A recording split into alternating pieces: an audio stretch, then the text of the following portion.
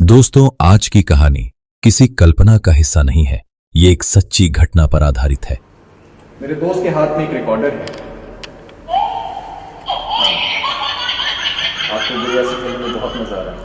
इस रहस्यमयी घटना की जांच खुद इंडियन पैरानॉर्मल एसोसिएशन के हेड गौरव तिवारी ने की थी। उन्होंने इस केस को अपनी टीम के साथ मिलकर गहराई से इन्वेस्टिगेट किया और जो सच सामने आया वो हैरान कर देने वाला था।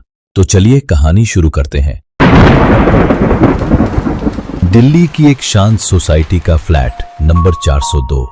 समीर और रिया को यहां रहते हुए 2 साल बीत चुके थे। इन 2 सालों में इस घर का हर कोना उनकी खुशियों का गवाह रहा था। हंसी, बातें, झगड़े और फिर मनाने की आदत, सब कुछ इसी घर की दीवारों में बस गया था। लेकिन आज की रात कुछ अलग थी। घर में पसरी खामोशी में अजीब सा डर था, जैसे कोई अनदेखी मौजूदगी हवा में खुली हुई हो। समीर अपने लैपटॉप पर काम कर रहा था। कीबोर्ड की आवाज उस सन्नाटे को तोड़ रही थी। रिया, तुम देख रही हो? ब्रूनो पिछले 2 घंटे से उस खिड़की के पास मूर्ति की तरह बैठा है। क्या बात है? वही तो मैं सोच रही हूँ समीर। हम 2 साल से यहाँ हैं। ब्रूनो ने कभी ऐसा नहीं किया। देखो ना, उसकी आंखें कैसे उस खिड़की के बाहर अंधेरे में गड़ी हुई हैं, जैसे वहाँ कोई खड़ा हो। अरे रिया, कोई बिल्ली बिल्ली होगी। बेकार में डर रही हो तुम। 2 साल में पहली बार इस घर से डर लग रहा है। साफ है तुम थक गई हो। वो लैपटॉप बंद करते हुए उठा। चलो सो जाते हैं, सुबह सब ठीक लगेगा। रिया ने कुछ कहने के लिए मुंह खोला, फिर चुप रह गई। उसकी नजर फिर से ब्रूनो पर चली गई, जो अब भी बिना पलक झपकाए अंधेरे को घूर रहा था, जैसे वहां सच में कोई खड़ा हो। रात तो जैसे तैसे कट गई, लेकिन सुबह सूरज की पहली किरण के साथ ही समीर ब्रूनो को लेकर अस्पताल लेकर गया। ब्रूनो की खामोशी अब समीर को भी डरा रही थी। देखिए मिस्टर समीर, मैंने ब्रूनो का पूरा चेकअप कर लिया है। फिजिकल कोई बीमारी नहीं है, हार्ट रेट भी नॉर्मल है। लेकिन डॉक्टर, ये कल रात से बिल्कुल गुमसुम है। ऐसा तो पहले कभी नहीं हुआ। कभी कभी पालतू जानवरों में अचानक बिहेवियरल इशू आ जाते हैं। थोड़ा वक्त दीजिए, सब ठीक हो जाएगा। डॉक्टर की बातों ने समीर को थोड़ी सी तसल्ली तो दी, लेकिन वो तसल्ली घर पहुंचते ही धुएं की तरह उड़ गई। दरवाजा खुलते ही ब्रूनो ने अपनी पूंछ टांगों के बीच दबा ली और बिना पीछे देखे सीधे बेड के नीचे जा छिपा। उस दोपहर के बाद से फ्लैट नंबर 402 की खामोशी और भी भारी हो गई थी, जैसे हर दीवार किसी अनहोनी का इंतजार कर रही हो।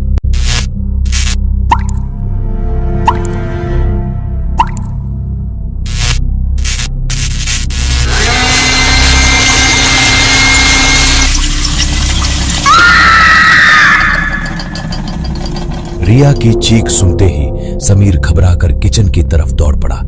वहां पहुंचते ही उसके पैरों तले जमीन खिसक गई। रिया बेहोश होकर फर्श पर पड़ी थी। उसका चेहरा सफेद पड़ चुका था और सांसें बहुत धीमी चल रही थी। समीर ने बिना एक पल गवाए उसे गोद में उठाया और जल्दी से बेडरूम में ले जाकर बिस्तर पर लिटा दिया। उसने पास रखा पानी का गिलास उठाया और उंगलियों से रिया के चेहरे पर हल्की हल्की बूंदें छिड़कने लगा। कुछ सेकंड बाद रिया की पलकों में हल्की सी हरकत हुई। उसने धीरे धीरे आंखें खोली और समीर को सारी हकीकत बताई। समीर अब सब कुछ समझ चुका था। ब्रूनो का यूं डर जाना कोई बिहेवियरल इशू नहीं था और रिया के साथ जो हुआ वो भी बिल्कुल सामान्य नहीं था। ये सब किसी अनदेखी ताकत का काम था। उसने फोन निकला और किसी को फोन किया। हेलो, क्या मेरी बात गौरव तिवारी जी से हो सकती है? गौरव जी, मेरा नाम समीर है।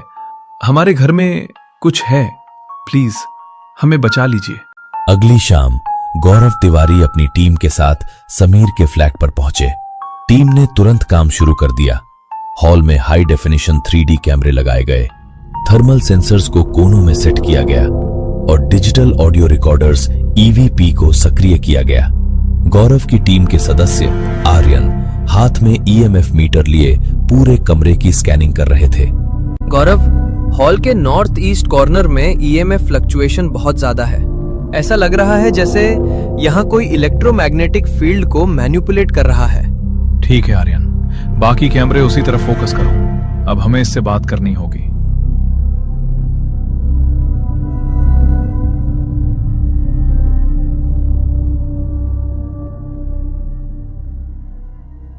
उन्होंने डिवाइस सेट किया और गौरव ने अपना इन्वेस्टिगेशन शुरू किया।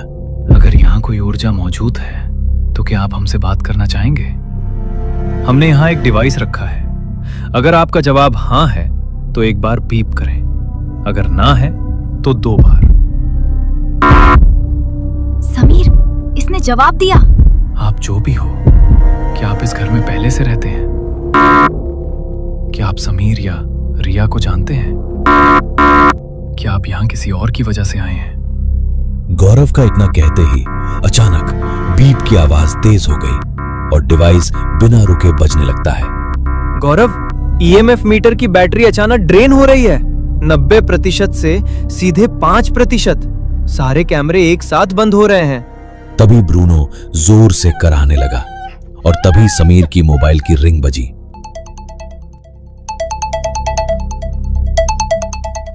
फोन टेबल पर रखा था। जैसे ही उसने फोन उठाया, अरे ये इतना गर्म कैसे है? उसने झट से फोन हाथ से फेंक दिया। गौरव ने बिना कुछ कहे रुमाल निकाला, उसी से फोन को उठाया और धीरे धीरे कान के पास लेकर फोन से आने वाली आवाज सुनने की कोशिश करने लगा। लेकिन तभी ब्रूनो बेहोश होकर गिर पड़ा। उसकी हालत देखकर रिया रोने लगी। समीर, प्लीज देखो इसे। देखो ना, ये सांस भी ठीक से नहीं ले रहा। मुझसे ये सब देखा नहीं जा रहा। मुझे बहुत डर लग रहा है समीर। प्लीज इसे अभी हॉस्पिटल लेकर जाओ। समीर ब्रूनो को उठाकर हॉस्पिटल के लिए निकल जाता है। घर में अब भारी सन्नाटा है। गौरव तिवारी हाथ में टॉर्च लिए उस खिड़की की ओर बढ़ते हैं जहां अब कोहरे के पीछे एक नौजवान का साया साफ दिखने लगा था। गौरव को एहसास हो चुका था कि ये कोई साधारण रूह नहीं है। गौरव ने मन में कुछ सोचा और रिया से कहा, रिया, हमें मकान मालिक से अभी मिलना होगा। लेकिन इस वक्त? हाँ, इसी वक्त, क्योंकि अब जो कुछ भी यहाँ है वो छिपने के मूड में नहीं है। वो खुद सामने आना चाहता है और अगर हमें जिंदा रहना है तो हमें ये जानना ही होगा कि इस घर में पहले आखिर हुआ क्या था। गौरव, रिया और आर्यन तीनों गाड़ी में बैठकर मकान मालिक के घर गए।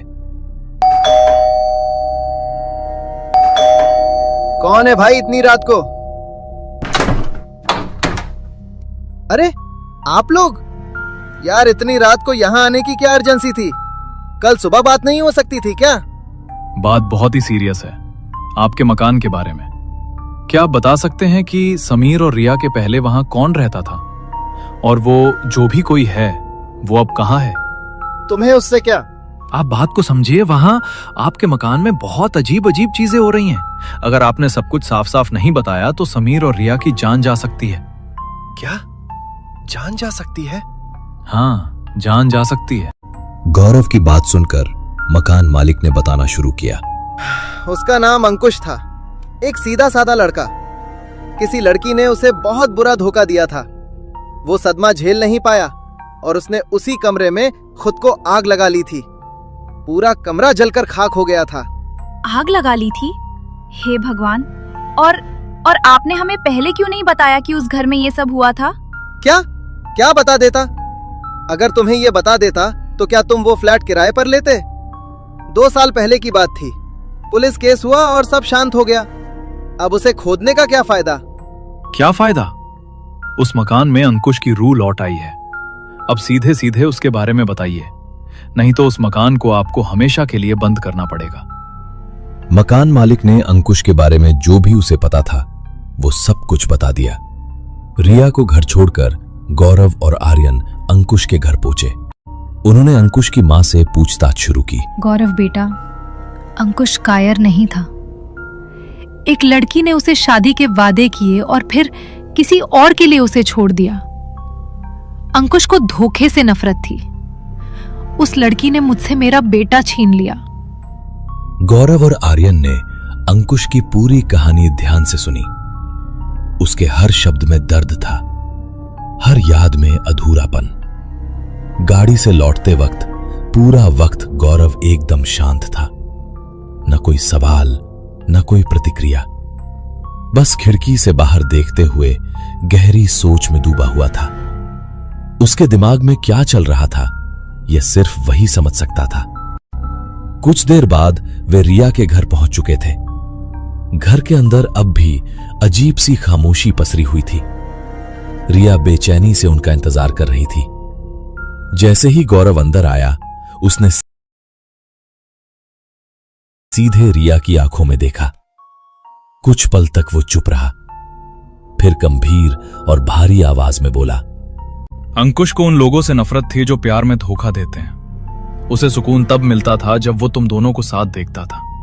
उसे लगता था कि उसका प्यार नाकाम रहा, पर दुनिया में वफादारी अभी भी जिंदा है। लेकिन गौरव, फिर कल रात और आज ये सब क्यों हुआ? क्योंकि पिछले कुछ समय से उसे महसूस हुआ कि इस घर में वफादारी खत्म हो गई है और अंकुश को धोखे से सख्त नफरत है। धोखा? कैसा धोखा? मुझे कुछ समझ नहीं आ रहा, तुम ये जो भी बोल रहे हो। गौरव ने रिया की आंखों में देखते हुए पूछा। रिया, सच बताओ, क्या कोई बात है जो तुम समीर से छुपा रही हो? नहीं नहीं। तुम्हें पता है उस दिन फोन इतना गर्म क्यों था और उस पर किसका कॉल आया था? वो मेरी कजिन का था। इतना कहते ही लाइटें तेजी से फ्लक्चुएट करने लगी। कमरे में अजीब सा डर फैल गया। रिया कांप गई। फिर उसने धीरे धीरे सच बताना शुरू किया। 15 दिन पहले समीर बिजनेस मीटिंग के लिए बाहर गया था। आशीष उसका पार्टनर था और रिया का कॉलेज फ्रेंड भी। कॉलेज के समय दोनों एक दूसरे से बहुत प्यार करते थे। शादी के बाद रिया और समीर दिल्ली शिफ्ट हो गए और आशीष से संपर्क टूट गया। लेकिन एक दिन आशीष को पता चला कि समीर की पत्नी रिया ही है। बस फिर आशीष ने दोबारा रिया से संपर्क किया और पुराना प्यार फिर से जाग उठा। उस दिन मोबाइल पर आशीष का ही फोन आया था। आशीष का नंबर देखकर अंकुश ने ईएमएफ मीटर के जरिए बात करना बंद कर दिया और उसके गुस्से की वजह से फोन बहुत ज्यादा गर्म हो गया था। गौरव ने जब आशीष की बात सुनी, हेलो रिया, कल मैं फ्री हूं, क्या कल मिल सकते हैं हम? तो गौरव को तभी यकीन हो गया था कि 2 साल से शांति सुकून से भरे घर में अचानक से ऐसी सारी घटनाएं कैसे शुरू हो गई। रिया, तुम्हें लगा ये किसी को पता नहीं चलेगा, लेकिन अंकुश की रूह ये सब देख रही थी। इस धोखे की वजह से अंकुश ने तुम्हें तकलीफ देना शुरू किया। रिया, ये तुम क्या बोल रही हो? बोलो कि ये झूठ है। नहीं समीर, ये सब सच है।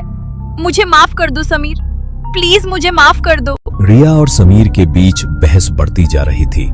समीर के मन में गुस्सा और दर्द दोनों थे। वो रिया को माफ करने के लिए तैयार नहीं था। आखिरकार उसने तलाक की बात कह दी। उसी क्षण घर की लाइट्स फिर से फ्लक्चुएट करने लगी। तभी गौरव ने बीच में आकर कहा, बस करो तुम दोनों। अंकुश नहीं चाहता कि तुम लोग अलग हो जाओ और रिया को अपने किए पर सच में पछतावा है। कहते हैं पछतावे की अग्नि इंसान की अंतरात्मा को शुद्ध कर देती है। रिया का मन भी उसी आग में जल रहा था। उसकी आंखों में सच्चा पछतावा साफ झलक रहा था। समीर का दिल पिघल गया। उसने रिया को माफ कर दिया और उसे अपनाने का फैसला किया। उस दिन के बाद अंकुश की आत्मा ने उन्हें कभी परेशान नहीं किया। लेकिन कहानी यहीं खत्म नहीं हुई। अगले दिन गौरव की नजर अखबार की एक खबर पर पड़ी। मुंबई के एक हॉन्टेड हॉस्टल में युवक पर भूतों ने किया बेरहमी से हमला। खबर पढ़ते ही उसके चेहरे का रंग बदल गया। उसे एहसास हुआ कि यह मामला सामान्य नहीं है। उसने तुरंत मुंबई जाने का फैसला किया। समीर और रिया के घर का सफलतापूर्वक रहस्य सुलझाने के बाद क्या गौरव हॉस्टल के इस नए रहस्य की भी गुत्थी सुलझा पाएगा?